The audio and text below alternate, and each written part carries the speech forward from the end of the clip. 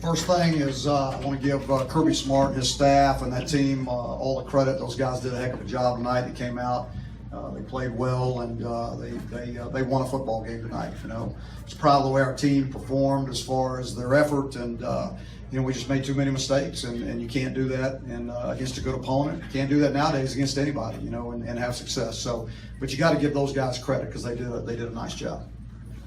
All right, questions, raise your hand. We'll get a microphone to you. Here we go, right here in the front row. Larry, if you could just talk about the period of the game where everybody seemed to come unglued. You got the call against you, the safety occurred. What happened there? What did you say?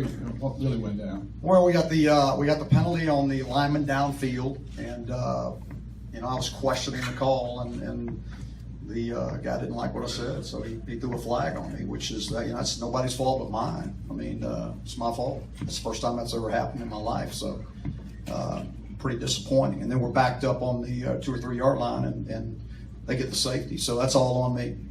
Nobody but me. Questions? Where are we going, guys? Okay, right here in the second row. Microphone's right behind you. That was quick. That was quick. You talk about the mistakes. Are you talking primarily about penalties or a grand kind of gamut of things? I mean, we had 13 penalties. You know, I mean, and it's, you know, we don't need to go that way. I mean, we had penalties everywhere. You know, it always goes in these early games we talk about. It's going to be special teams, it's going to be turnovers and penalties. That's it. That's going to determine these these early games. And there's so much unknown in a game like this. I mean, we can't overcome those kind of things, or we couldn't overcome them. Maybe we'll eventually evolve to a team that can, but we couldn't tonight. Okay, let's go right here in the third row. Larry, Mitch's performance tonight, what did you see in the deep balls in the first half? It looked like you had some guys open, you just couldn't get it there. There's too much air under a couple of them. Yeah, I'd have to go back and look at the film. I mean, I was pleased with his poise. The first thing we had asked him to do was take care of the football. You know, and I don't ever remember him throwing the ball into any coverage or anything like that, so I thought he did a nice job of that. I think he got a little antsy a couple of times and had some time that he didn't realize he had. But I think he'll be fine going forward. I really do. And you know, we didn't throw the ball near as well as we needed to tonight to be successful, and probably would have loved to have run it more, you know, but we were so inconsistent offensively. We weren't moving the chains, and so that makes you start guessing on all your play calls, you know, when you're trying to hit some big plays to get something going, and we just didn't make them. Okay, right over here on the side. Larry, what's the challenge with trying to defend Nick Chubb in that rushing attack? He's pretty good, you know. I mean, there's no doubt he's really good, and you know what Chaney does with him is good. I mean, he's got a good scheme, and their offensive line is doing a nice job of, you know, it doesn't take much for that guy. He's pretty special, you know. I mean, there's no doubt he's one of the best ones in the country, and they're going to keep feeding it to him. Okay, right here in the front. Late in the first half, you guys get down to the 5, and Elijah's on the field, 3 straight pass plays. What was the thinking there? Yeah, we thought we could. We thought we had what we wanted to throw the ball in. They outnumbered us in the box. They were going cover 0. All of those were run checks with passes tagged to them, and because it was cover 0 and they were bringing blitzes, that's what we, you know, that was the plan. All right, over here on the side again, right there. Larry, you mentioned that you would have liked to have run it more. Why did you guys not run it more? You know, because we were so inconsistent. I mean, in everything we were doing, and you know, there was never a time, or there were a couple. I shouldn't say never. There were a couple series that we felt like we were doing things the right way. You know, but you can't be second and long, you know, on every series and think you're going to be able to run the ball effectively. You know, so I thought first down was tough on us. We weren't effective on first down enough, and that caused us to get behind the chains, and then it makes it tough to run. All right, where are we going next, guys? All right, over here again. Larry, given the amount of experience you have on this team, were you a little surprised by that inconsistency? Yeah, I was surprised.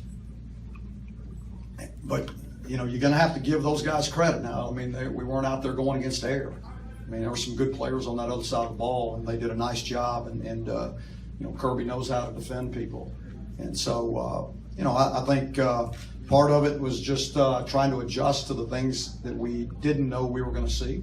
And, that's part of the game. I mean, it was the way it happened. All right, staying over here on the side again. With the 13 penalties, just what would you attribute all the sloppiness to?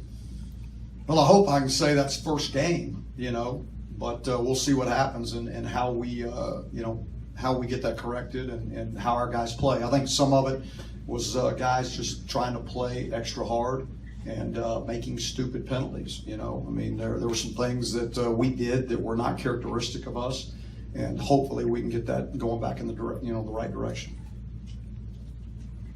Anything over here? Anything in the back? All right, we're not going to hold it. All right, over here, right here again, in the second row again, right here. You're very careful about not creating that all the eggs in one basket feeling with your team about this game, even though a lot of the fans maybe would feel that way. What did you say to them after this about all the goals remaining? Is that the kind of message you're still communicating? I didn't talk to them about our goals. I mean, I think they all know that our goals still are all intact. We knew whether we won this game or lost it, it really wasn't going to have a huge impact on our goals for this season. And so, it's all going to be about now is what do we learn from this game? And how do we react to what happened in this game? For a lot of guys, because even though I didn't put all our eggs in our basket, in this basket, there was a lot of guys on our team that are in there hurting because they wanted to win this football game and they expected to win it. And so we got to get them to bounce back. Sunday we've got to have a really good practice. They know what's expected, and I think our seniors and our leaders on the team will do a good job of that. Okay, over here in the back. Hey, Coach, can you share your thoughts about opening the game here at Chick-Fil-A?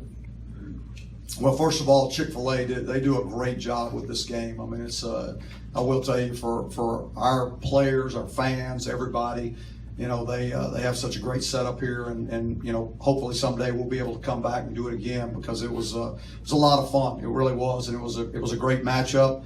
And unfortunately, we just came out on the short side. All right, time for a couple more. Let's go right here in the third row in the middle.